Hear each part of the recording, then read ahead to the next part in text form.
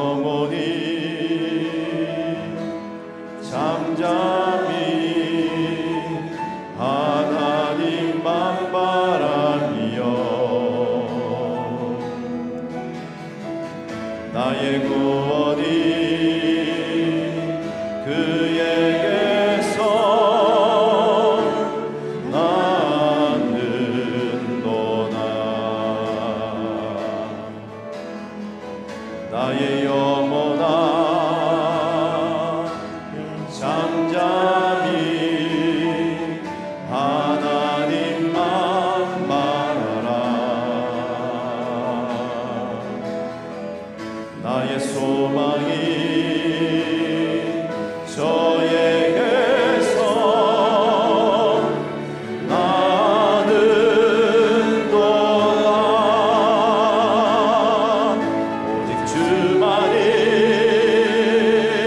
나의 반석 나의 구원이시니 오직 주만이 나의 산성 내가 요동치 아니하리. 나의 영혼이 간절히 나의 영혼이 간절히 여호와를 갈망하며 나의 입술이 여호와를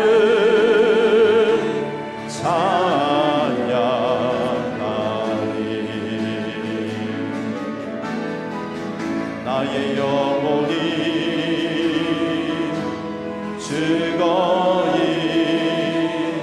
여호와를 따르리니 나의 평생에 여호와를 송축하리. 오직 주만이 나의 반석 나의 구원이시니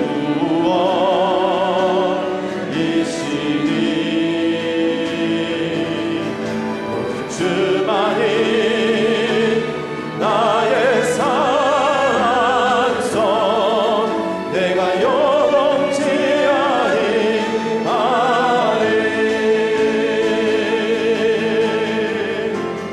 나의 구원 나의 영광 하나님께 있으니 내 힘의 반석과 피난처 되시네.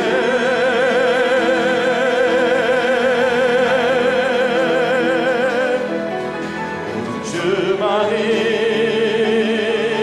나의 반석 나의 구원이시니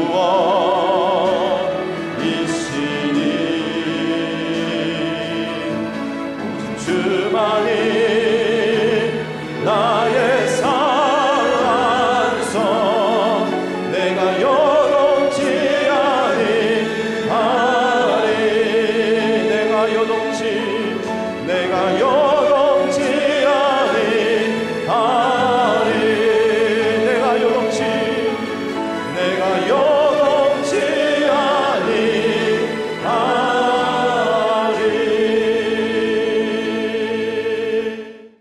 영광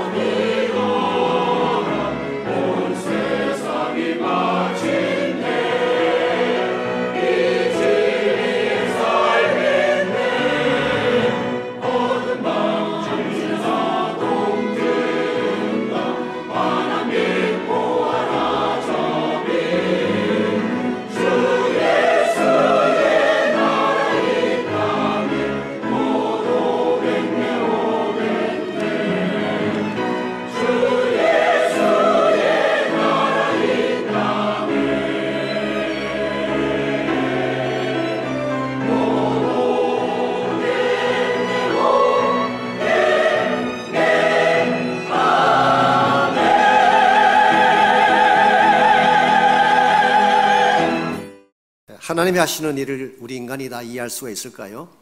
그것은 불가능합니다. 하나님 마음은 너무나 깊고 너무나 위대하기 때문입니다.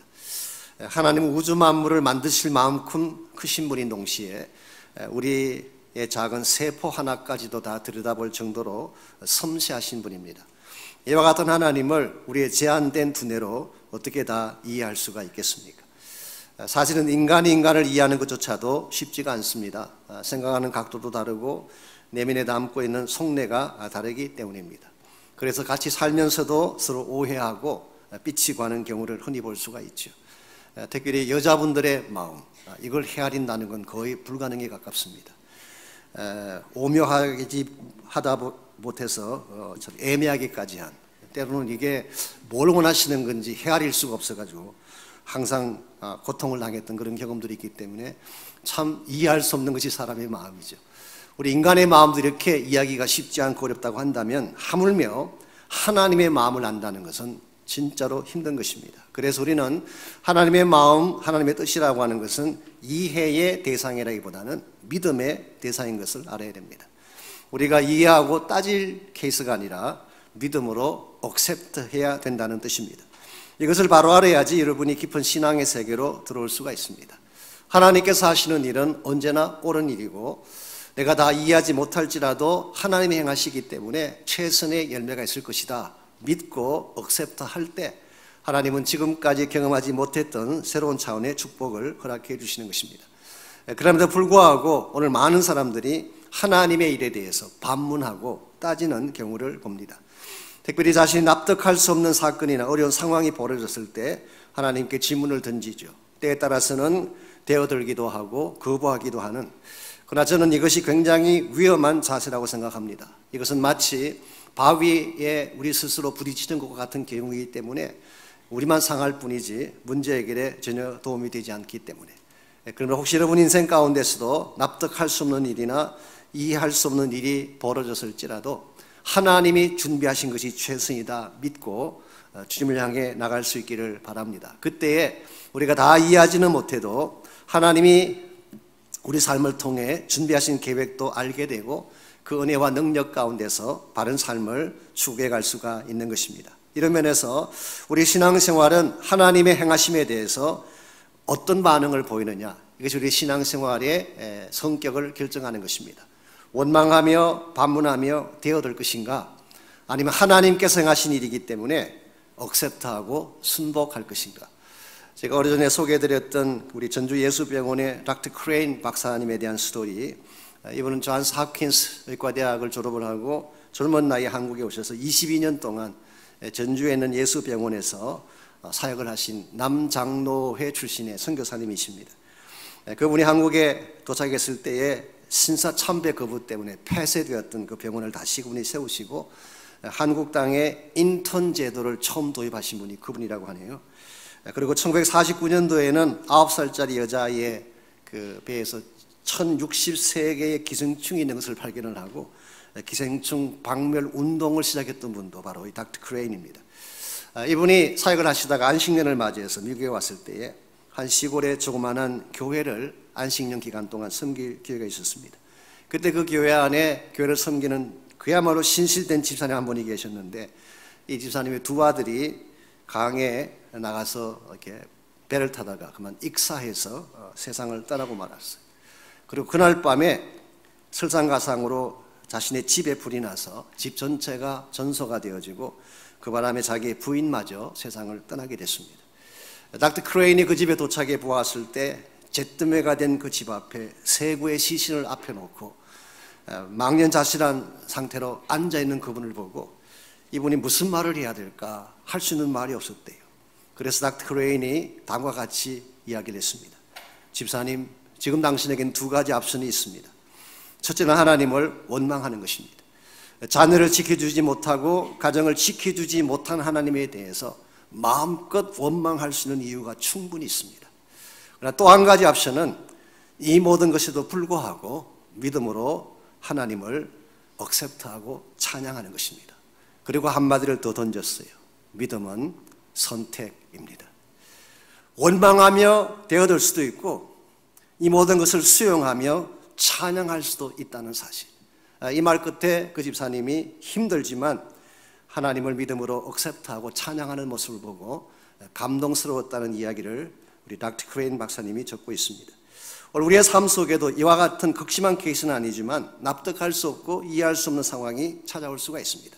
그때 여러분이 어떤 반응을 보이느냐에 따라서 여러분 삶의 내용이 달라지고 열매도 달라질 수가 있습니다. 우리가 어떤 반응을 보이면 하나님께 영광이 될까요? 이해할 수 없지만 믿음의 반응을 보이는 것입니다. 그때에 하나님은 내가 모르는 사이에 준비해 놓았던 축복들을 안겨주시고 하나님의 더 큰 영광 가운데 거할 수 있도록 인도해 주시는 것입니다. 오늘 같이 봉독한 본문에 보시면은 하나님의 절대 주권에 대해서, 즉 하나님의 절대적 결정사항에 대해서 사람들이 보였던 반응이 오늘 본문에 소개가 되어 있습니다. 먼저 19절 말씀 보시면은 혹 내가 내게 말하기를 그러면 하나님이 어찌하여 허물하시느냐 누가 그 뜻을 대적하느냐 하리니. 자, 이 질문은 사도 바울의 편지를 받은 유대인들 가운데에 일부가 던진 질문입니다. 왜 이 질문을 던지게 되었는가? 바로 앞전에 18절 말씀 보게 되면 이 18절 말씀 때문에 식구들의 반문이 나왔습니다. 18절을 보면은 하나님께서 하고자 하시는 자를 긍휼히 여기고 하나님이 하고자 하시는 자를 완악하게 만든다.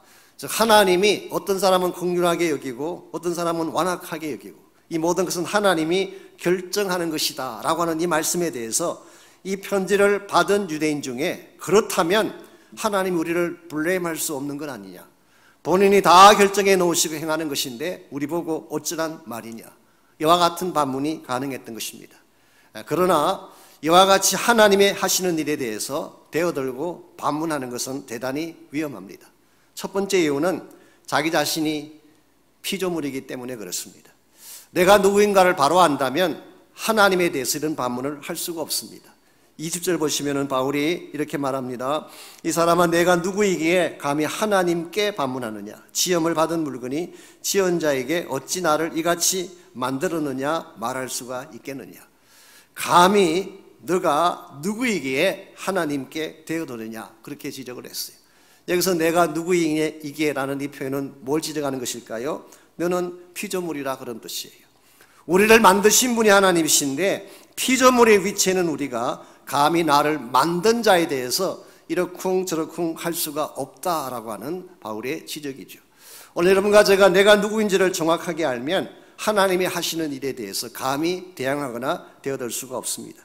두 번째로 이것이 위험한 이유는 하나님의 선택에 대해서 잘못된 이해를 가지고 있기 때문에 그렇습니다.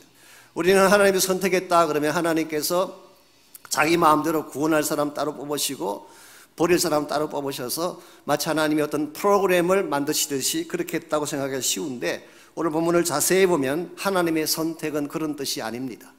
이런 케이스입니다. 사실은 처음부터 의인이 한 명도 없었는데 모든 자들이 다 악한 자였는데 하나님께서는 악한 자들 가운데서 그래도 긍휼을 베푸실 자들을 선택한 경우를 설명하고 있습니다. 그러므로 하나님의 선택은 실제로는 우리 인간이 전부 다 죄를 지어서 악한 사람이고 심판받아야 마땅한 자인데 그 중에서 하나님은 어찌하든지 하나님의 긍휼 받을 자를 세우기를 원하시는 마음, 이게 오늘 본문에 기록된 하나님 절대주권과 선택의 실제적 내용이에요. 그러므로 하나님의 선택은 은혜의 표현이지 절대로 블레임 받아야 될 사유가 아니다, 그런 뜻입니다. 이 대목에 대해서 우리 제임스 케네디 목사님이 재미있는 비유를 말씀하신 적이 있습니다. 이 제임스 케네디는 아시죠? 우리 전도 폭발이라고 하는 우리 전도 훈련을 시작했던 분이시죠. 지금 물론 세상 떠나셨습니다만은 5명의 친구가 은행을 털기로 작정을 했습니다. 이것을 지켜보고 있던 짐이라고 하는 아주 착실한 크리스찬이 그 5친구를 말렸어요. 제발 가지 말라고. 그래도 불구하고 이 5명이 지미를 밀치고 출발을 합니다. 그때 지미가 그 5명 중에 한 친구의 다리를 걸어 넘어뜨리고 엉켜서 싸웠어요. 못 가도록 막 엉켜서 싸운 것입니다. 그렇게 하는 동안에 다른 4명의 친구는 은행으로 가서 은행 강탈을 했습니다. 그리고 그 과정에서 경비원 1명을 살해하게 되고 도망을 쳤지만 결국 체포되어서 사형 선고를 받게 됐습니다. 그런데 그날 가담하지 않았던 1명의 친구는 형을 면하게 됐어요. 이 대목에서 제임스 케네디가 이렇게 질문을 던집니다.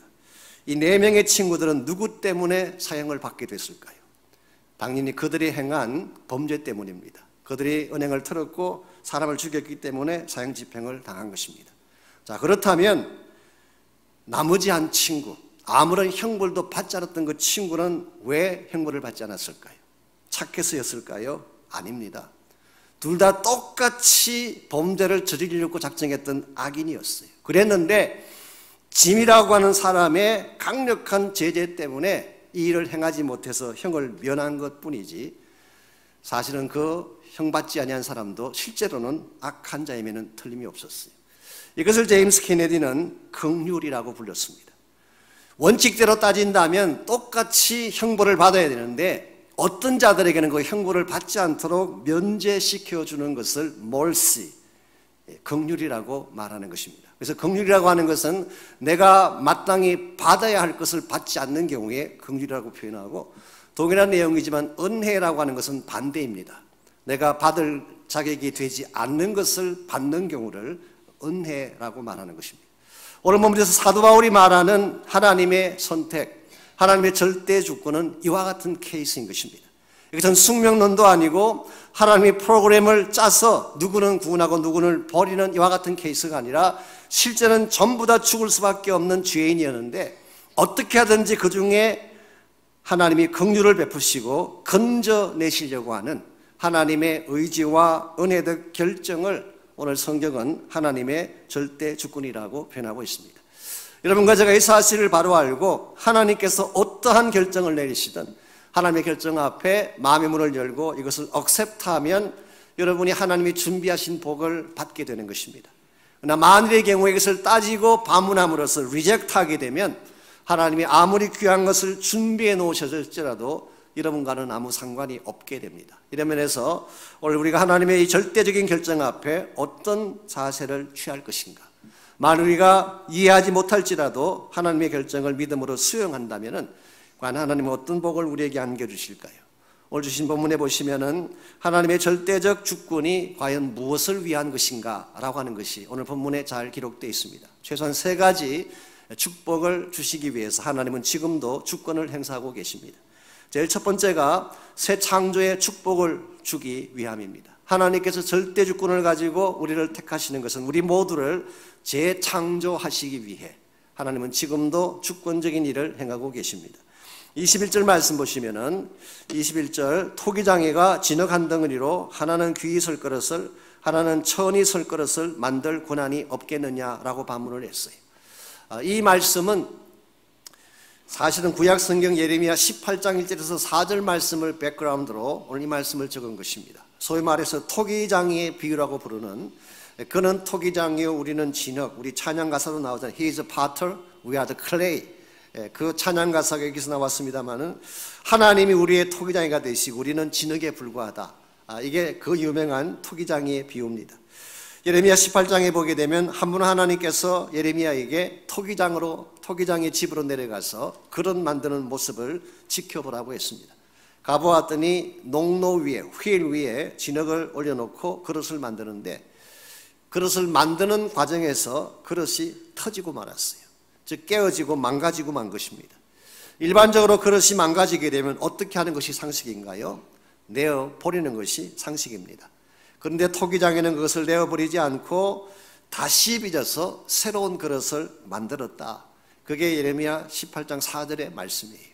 망가졌는데, 깨어졌는데 이것을 내어버리는 것이 아니라 다시 빚어서 another pot, 새로운 차원의 그릇을 다시 만드셨다. 이게 소위 말하는 재창조, 새 창조의 역사를 말하는 것입니다. 실제로 예레미야의 말씀을 선포할 당시 유다 민족은 망가질 대로 망가진 민족이었어요.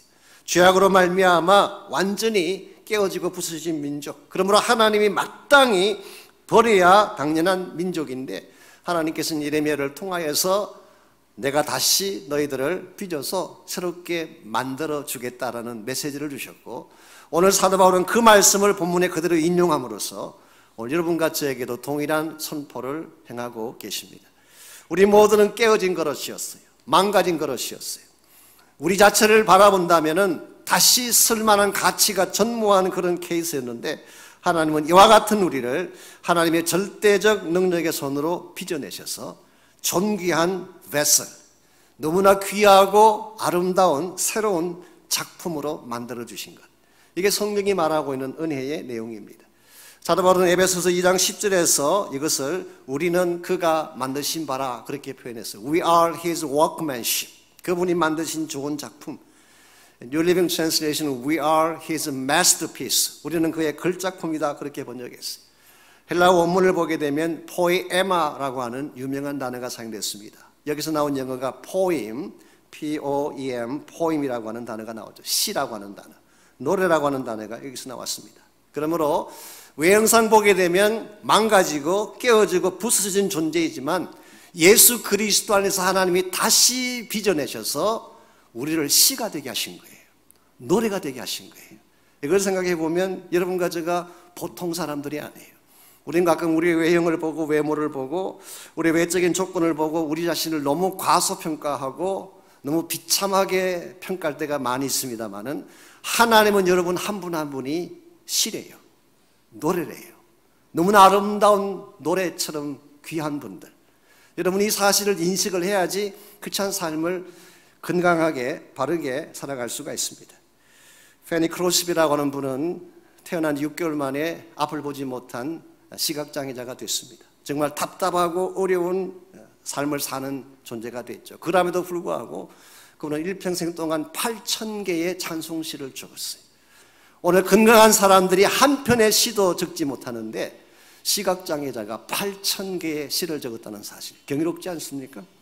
한국의 송명희 자매님은 여러분 잘 아시는 대로 태어날 때부터 뇌성마비 장애인 판정을 받고 태어나셨어요.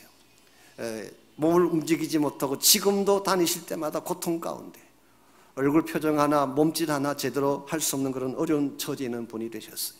그러나 이 송명희 자매로 하여금 그야말로 유명한 분이 되게 한 귀한 시가 한 편 있죠. 나라고 하는 시. 여러분 아실 거예요.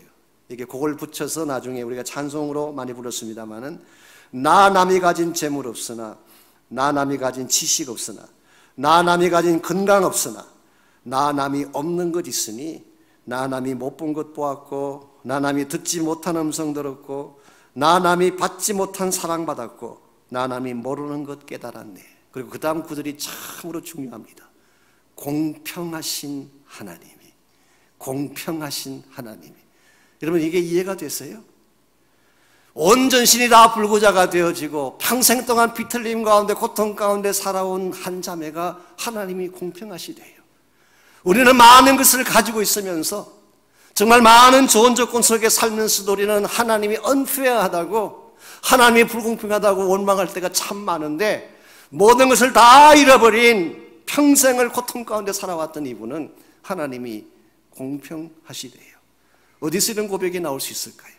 그 10년 깊은 곳에 하나님이 아니면 주실 수 없는 새 창조의 생명력이 그 안에 있었기 때문에 이런 고백을 할 수가 있었던 것이죠. 여러분 한 분 한 분이 이와 같이 하나님 만드신 글작품을 선포하고 사시기를 바랍니다. 환경이 나를 찌달리게 하고 사람들이 나를 핍박할지라도 그것 때문에 기죽지 말고, 나는 하나님 만드신 글작품이다, 마스터피스이다, I am the poem of God, 하나님의 시다 라고 선포를 하시고, 여러분 안에 주어진 생명의 기쁨을 노래하며 살아갈 때 여러분이 진실로 성경이 말하는 존귀하고 거룩한 존재가 되는 것입니다. 하나님의 절대 주권은 이와 같이 우리를 새롭게 빚어내기 위한 하나님의 손길을 말합니다. 두 번째로 하나님의 절대 주권은 영광의 풍성함을 주시기 위함, 영광의 풍성함을 안겨주시기 위함. 22절 23절을 보면은 여기에도 두 가지 종류의 그릇이 나옵니다. 먼저 22절에서는 진노의 그릇이 나오죠. 이 진노의 그릇이라는 말의 뜻은 진노의 대상이다, 그런 뜻입니다. 하나님이 심판하기로 작정한 케이스죠. 자, 진노의 그릇은 누구를 말할까요? 그것은 그 당시 하나님을 거부하고 하나님을 대적했던 유대인들을 지칭할 확률이 많습니다. 그 반면에 23절에 보게 되면 긍휼의 그릇이 나옵니다. 이 긍휼의 그릇은 하나님의 긍휼을 받을 그릇, 하나님의 사랑과 은혜를 받을 대상을 의미하는 것입니다. 그렇다면 이 긍휼의 그릇은 누구를 의미할까요? 24절을 보시면 그 답이 나와 있습니다. 이 그릇은 우리니 곧 유대인 중에서 뿐 아니라 이방인 중에서도 부르신 잔이라 라고 했어요. 유대인도 아니고 이방인도 아니고, 혹은 유대인이건 이방인이건 it doesn't matter. 중요한 게 뭡니까? 하나님의 부르심을 받은 자들, 즉 하나님께서 구원을 준비하시고 초청하셨을 때에 그 하나님의 부르심 앞에 믿음으로 응답한 사람들이 오늘 본문에서는 긍휼의 그릇이 된 것입니다. 그러므로 키는 믿음이에요.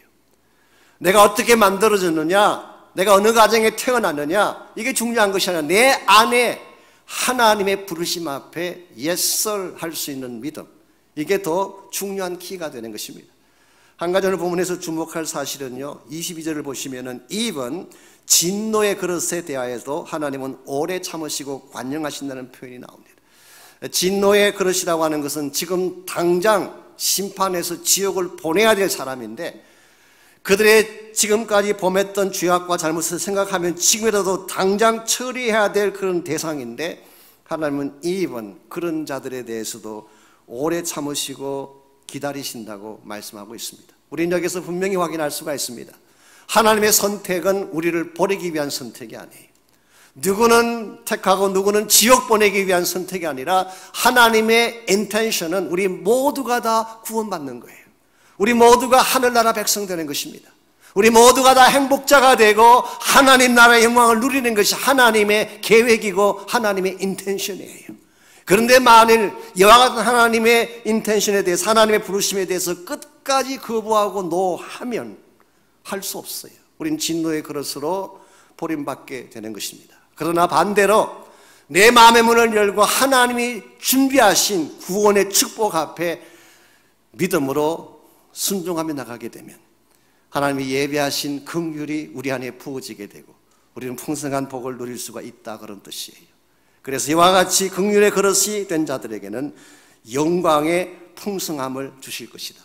여기서 영광이라는 단어는 종말론적 영광을 말합니다. 즉 우리가 그리스도 안에서 주님 다시 오실 그때 누리게 될 구원의 완성을 설명하는 것입니다. 좀 더 구체적인 단어를 사용하자면 예수님 재림하실 때리 모두가 영광된 부활의 몸으로 다시 살아나고, 주님 다시 오시게 되면 영원한 천국이라고 하는 그 영원한 플레이스에서 우리의 영혼을 보내게 될 풍성한 축복, the riches of the glory, 그분의 영광의 풍성하심. 이게 오늘 여러분과 저에게 주어진 참된 차원의 복입니다.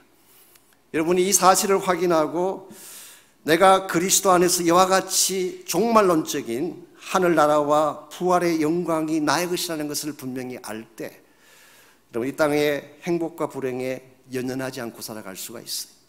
이 땅을 살면서 조금 더 잘 먹고 잘 못 먹는 것 때문에 목매달지 않는, 그러니까 우리는 더 큰 차원의 the riches of His glory, 그분의 영광된 부여함이 우리를 기다리고 있기 때문에. 이번에 제가 짧은 시간이지만 월화수 지난 주간에 우리 침례교 목사님들이 모이는 그 지방회 수련회 가셔서 잠시 다녀왔습니다. 사실은 제가 건축 스케줄도 있고 또 교회 사역도 너무 많아서 갈 형편이 못 되는데도 불구하고 이미 작년부터 약속을 한 것이기 때문에 이번에 네 분의 목사님들이 그 네 교회가 그분들을 섬기기 위해서 이제 다 우리가 펀드를 내고 그분들을 좀 좋은 곳에 이렇게 모셔서 대접해 드리면서 네 목사님이 돌아가면서 설교하고 이제 집회를 인도하는 그런 시간을 가졌습니다. 참 육체적으로 좀 피곤했지만 굉장히 제 마음속에 기쁨도 있고, 제가 한 2시간 반을 차 타고 다시 돌아와야 되는데 돌아오는 그 차 안에서도 굉장히 찬송이 터져 나오고 그랬어요. 제가 너무 분주하게 바쁘게 살다 보니까 목회 쫓겨다니고 일에 쫓겨다니다 보니까 진짜 보아야 될 영광을 잠시 잊어버리고 있었어요. 근데 우리 목사님들끼리 모이고 사모님들만 모여가지고 찬양을 부르는데 말이죠, 나는 저 높은 곳을 향하여 날마다 나아가는, 난 그 찬양이 그렇게 은혜스러운 줄 몰랐어요. 우리가 늘 부르던 찬양이고 보통 우리 장례식장에서 부르는 정도고 우리 교회에서도 거의 부르지 않는, 좀 연세가 드신 분들이 가끔 부르시는 노래 정도로 알았는데, 저는 그 찬양 부르면서 얼마나 많이 울고 같이 모였던 목사들이 얼마나 많이 울었는지, 이게 우리가 진짜로 가져야 될 소망인데 이걸 잊고 있었구나. 우리가 왜 목사가 되고 왜 사역자가 되고 왜 선교사가 돼야 하나? 우리가 세상적인 뭘 이루기 위한 것이라면 이렇게까지 올 필요가 없는데 고생하며 어려움 당하며 여기까지 온 한 가지 이유가 있다면 그날의 영광 때문이 아닌가. 우리 모두는 이 땅의 삶이 전부가 아닙니다. 언젠가 이 땅의 삶은 끝나요. 끝나면 하나님께서 예배하신 영원한 처소가 있기 때문에 그날 그곳에 가서 주와 더불어 영혼을 보내며 부활의 영광을 찬양할 그 자리, 이게 여러분 마음속에 품어야 될 소망이고, 이게 분명해지면 분명해지는 만큼 이 땅의 삶을 바르게 살아갈 수가 있습니다. 이와 같이 하나님의 절대 주권은 우리를 이렇게 프로그램처럼 편가르기 위한 절대 주권이 아니라 여러분을 다시 빚어 만들기 위한 주권, 두 번째는 영광된 구원의 복을 안겨주기 위한 축복, 마지막 세 번째로 하나님의 절대 주권은 회복의 은혜를 주시기 위한 것입니다. 사랑의 아름다운 결실을 맺게 하기 위한 주권, 그렇게 표현할 수 있습니다. 25절 말씀 보시면은 25절 26절에 보시면은 이 사도 바울은 구약 성경 호세아서를 다시 한번 인용하고 있습니다. 호세아서 1장 10절과 2장 23절을 인용하고 있습니다. 호세아 선지자는 북왕국 이스라엘을 향해서 말씀을 선포했던 선지자죠. 북쪽 왕국, 남쪽 유다가 있고 북왕국 이스라엘인데 북왕국 이스라엘에 가서 하나님 메시지를 선포했던 분이 호세아입니다. 그 당시 이스라엘은, 북왕국 이스라엘은 음녀와 같은 나라였어요.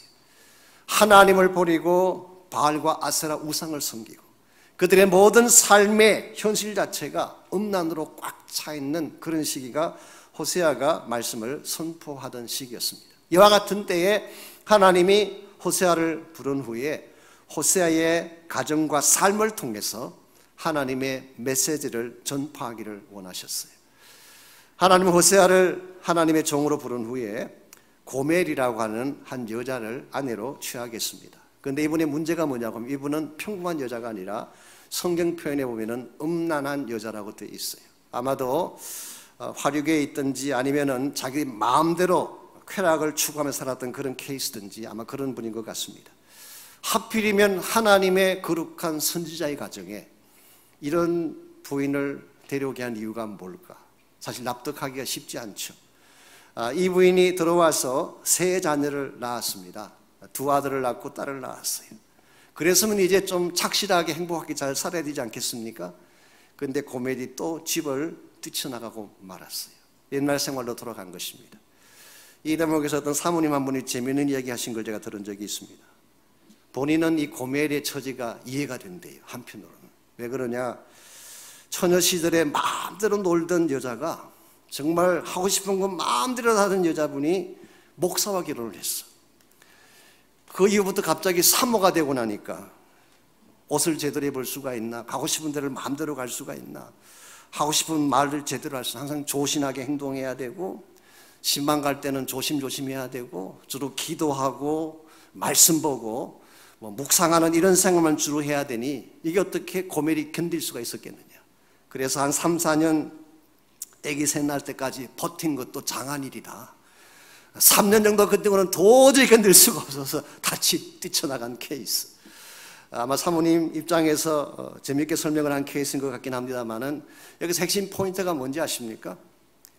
이 고멜이 호세아의 가정을 떠났다는 것이 핵심 포인트가 아니에요.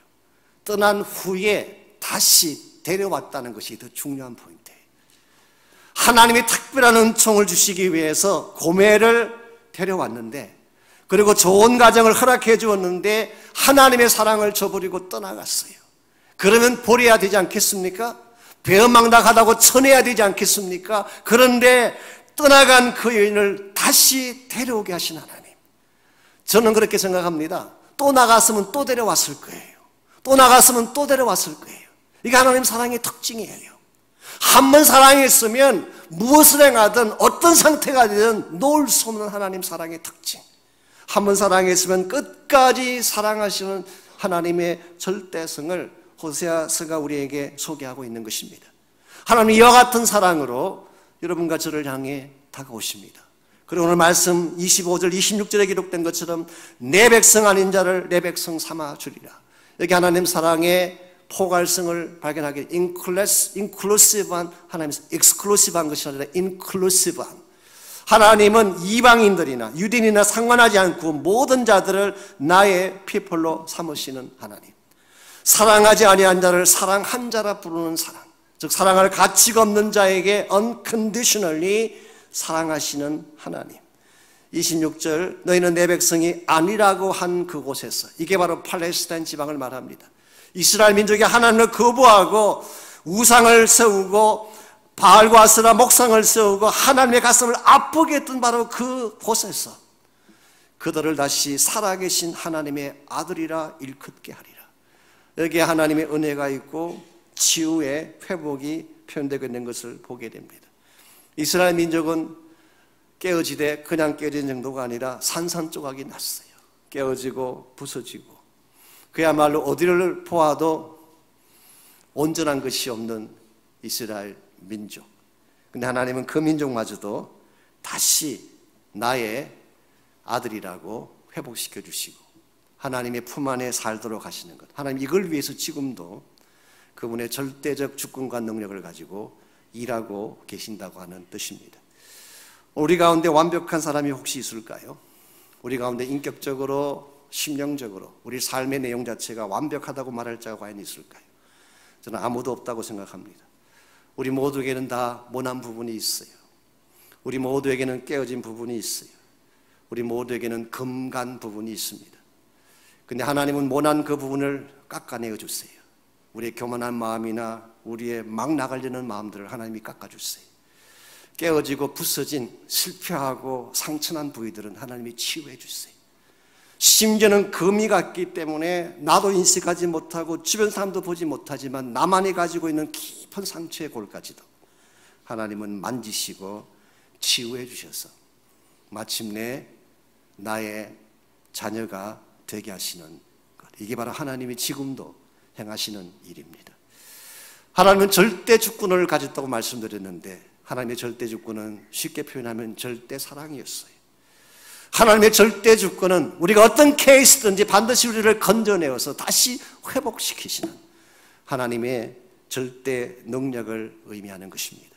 여러분과 제가 이 사실을 바로 알고 여러분이 무슨 일을 당하든지 어떤 상태에 있든지 이 하나님을 향해 믿음을 갖고 나가기만 한다면 하나님은 고멜을 치료하시고 북왕국 이스라엘을 치료하시고 망가지고 무너졌던 유다 민족을 다시 살리셨던 것처럼 오늘 여러분과 저를 다시 회복하셔서 하나님의 거룩한 작품들이 되게 하실 것입니다.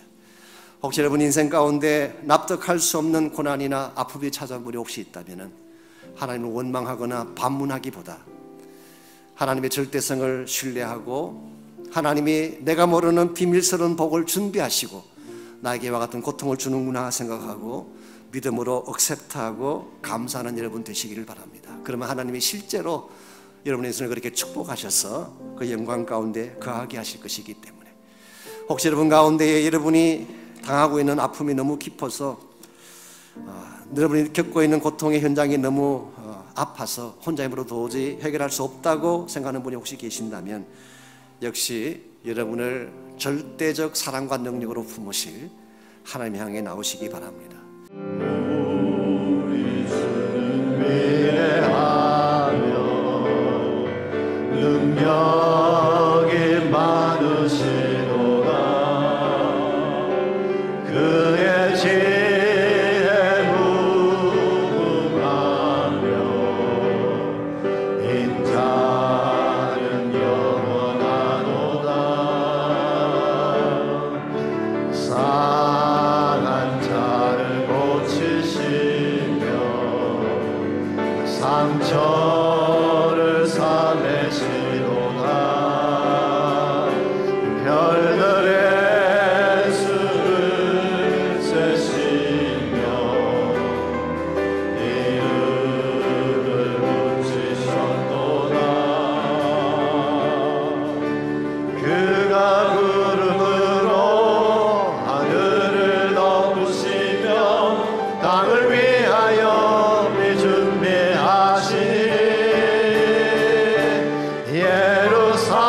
예루살렘아 여호와를 찬송할지어다. 내 하나님을 감사함으로 그 앞에 나가며 진제 앞에 경배해. 우리 다 일어나서 다시 한번 고백합니다. 우리 주는 위대하며 능력이 많으시도다. 그의 지혜 무궁하며 인자는 영원하도다. 상한 자를 고치시며 상처를 싸매시도다. 별들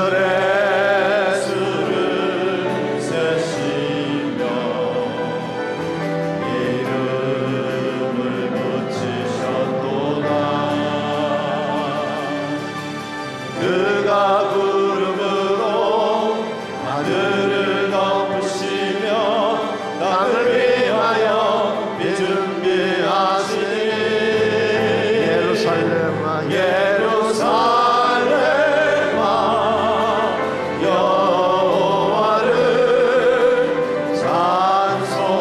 찬송할지어다. 내 하나님을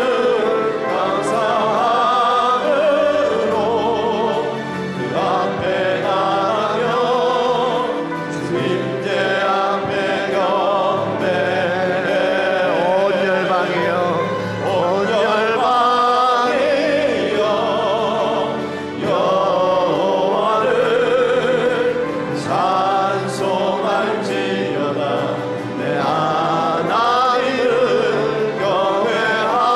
경외함으로 그 앞에 엎드려 주의 영광 선포해. 주의 영광 선포해. 다시 한번 선포합니다. 주의 영광 선포해. 이제는 우리 구주 예수 그리스도의 은혜와 하나님 아버지의 무한하신 사랑과 성령님의 충만한 임재하심이 예배를 마치고 돌아가는 모든 성도 한 분 한 분에게 그들의 가정과 삶의 터전과 자녀들과 자손들 위해 특별히 주님께서 피로 값주고 사신 거룩한 이 몸된 제단 위에 이제로부터 우리 주님 다시 오시는 그날까지 항상 함께 하옵시기를 예수님의 이름으로 간절히 축원하옵나이다.